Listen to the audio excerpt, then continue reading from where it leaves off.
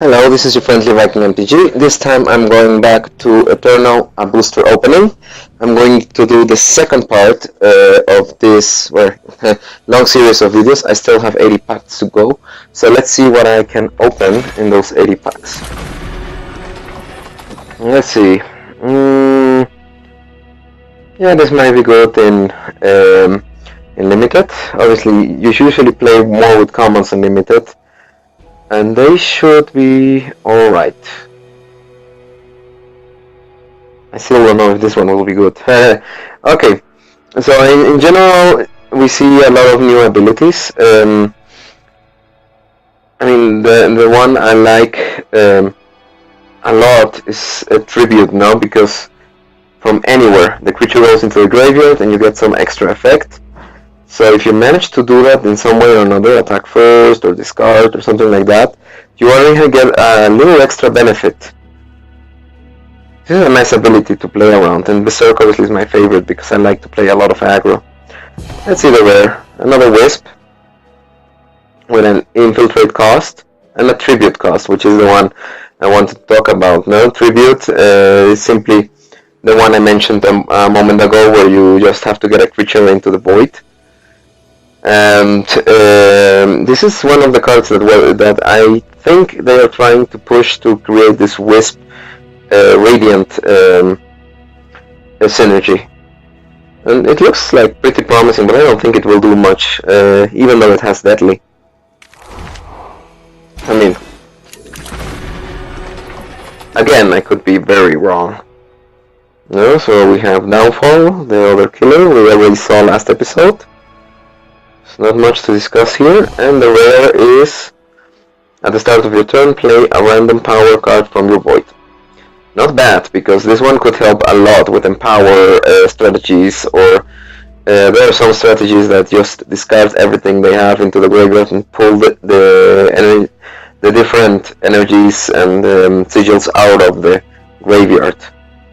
So, yes, I mean, this looks like a nifty card to play around and generate a combo. What I'm also noticing is that we will require a lot more of relic removal in the near future, because many relics have gotten a little bit more of power-up potential here. Okay, this one plays with Knight, not bad. And the art on some of those cards is fantastic. The Magenta Wisp looks just beautiful. And it's something that kills something late game. And we have our first merchant. That's beautiful, because the merchants always are themed with their colors, and you may have a little like extra sideboard of 5 cards. Upon summon, you can take a card from your merch, from your market, that's the word, from your market. It has to be the same color as the merchant, but this generates a little bit more flexibility.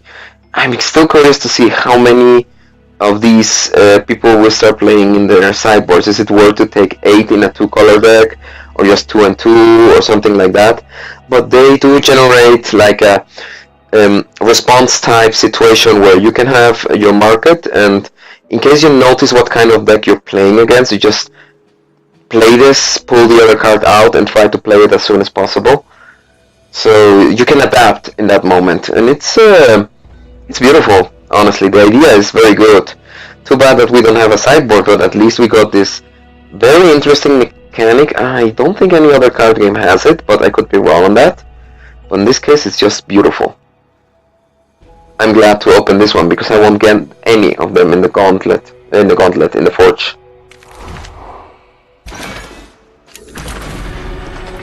Yeah, gold border. This is already looking nice, nifty. I already talked about this one.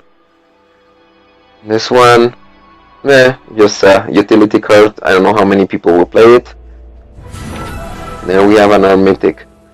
Warp plus 8 power this turn, and Tribute plus 10 power this turn. I don't know how to play this one, especially because it comes in late, and unless you have been drawing a lot of cards, you won't be able to play much more than maybe this 1/10 cost creature or something like that. It's ramp, but it's very late ramp, so maybe some combo deck can use it very much, Skycrack or something like that. Wouldn't be bad to check it out. I should build a Yankee deck with that, in which I will be disappointed and erase immediately. That's usually thing. I think this art is beautiful too. And in foil, looks beautiful too. The premium cards have these nice effects just included in them. They give them more cachet. Rakano, what I like.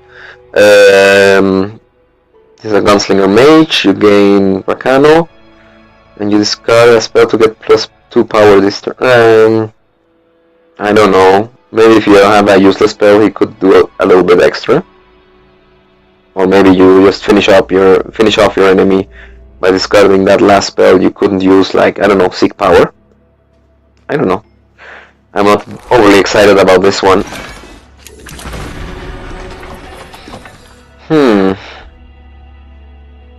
Yeah, these new lands are also and these new powers are also beautiful.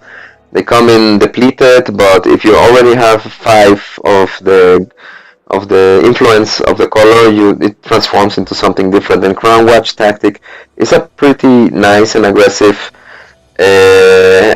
combat trait that you can include because of the lifesteal. It's a little bit more expensive than Hour of Glory, but definitely something to look out for. Now remember, guys, this one makes you slower. I'm already playing a deck with 2 colors, for example, and this has made me a lot slower because I get a lot of depleted cards, so I usually try to reduce those.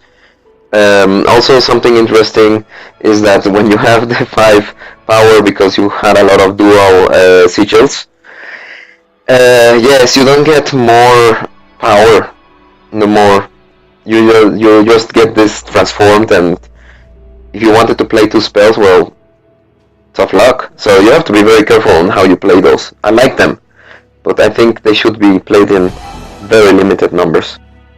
And finally, Roland's Memorial, he's dead. At the end of your turn, if a unit went to your void, give one of your units +1/+1 for each spell in your void. Nice. I mean, yeah, you could do some nasty stuff with that. Not much to say, honestly. Okay, Heirloom Blade, I already talked about this one. This is one of the other land powers that do this transformation thing. And, well, a fixer. A very cheap one, by the way. Well, you would have to get to turn 2 to start fixing now. I like this one, especially for weapon-based strategies. Nice, my first premium uncommon. Another one of those who activate tribute. Let's hope. And we have a merchant again. Well, like I told you last time, these are very practical and they can adapt a little bit your deck to a specific matchup. Nice. I would like to see how much they are played. So you see, there are a lot of interesting cards for limited. I'm looking at this one. This could generate a higher toughness creature as long as it's not just killed, like with Cut Ties, Fast Spell, for just 1 influence. I still think the other one is more worth than this one, but still, I mean, this is something that could help. Oh! Worm Calling. One of those that have generated Furor in Reddit. I mean, how playable is that? You lose turn 3, but you soon have enough worms to crush your opponent without any evasion, obviously. That looks like an interesting build around card. The worms cost 5, so you would have to get to turn 5 after playing this. Who knows? Reminds me a little bit of Dune. I like these multicolor cards. In this case, Inspire. Your units you draw get charge. Nice.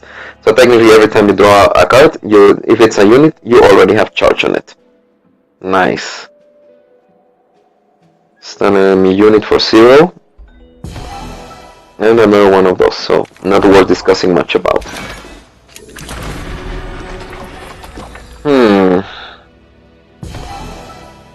So here you have the next one in Shadow from the Radiant Wisp cycle. You can play a Wisp from your Void. This enables a lot, it's not bad. And with Tribute you even get 2 of them. Not bad. There should definitely be like a small combo, fun combo to play with. I'm looking at the combos right now if I see something interesting. The top unit of your deck gets +4 with Infiltrate. It's a 1, the first turn 1/1 that attacks the next turn. But it has potential to get in. I mean, some decks start a little bit slow. Okay, one more booster and I will stop this little round.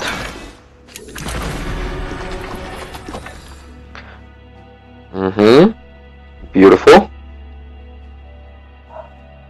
I don't like this one. I prefer the Minotaur. It's a little bit more expensive, but it leaves a body behind. Also not bad. All your creatures you draw from now on will get +1/+1. And a Gunslinger. I know, it's a merchant. Oh, sorry. Deadly, like Shadow does. And you might choose a card from your hand. Okay. So another merchant. Nice. These are like right now the most sought after rares in the set. Many people want to try to use them and break them.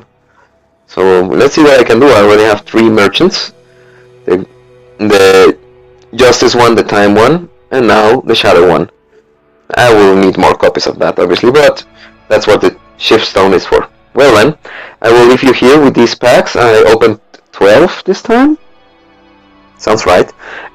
So in any case, I will continue opening some packs. I don't know if all with you present, the market here is. But anyway, look forward to another video at least. In any case, well, this was episode 2 of the special booster opening of the new set, and well, I'm Viking MTG, and have a nice one.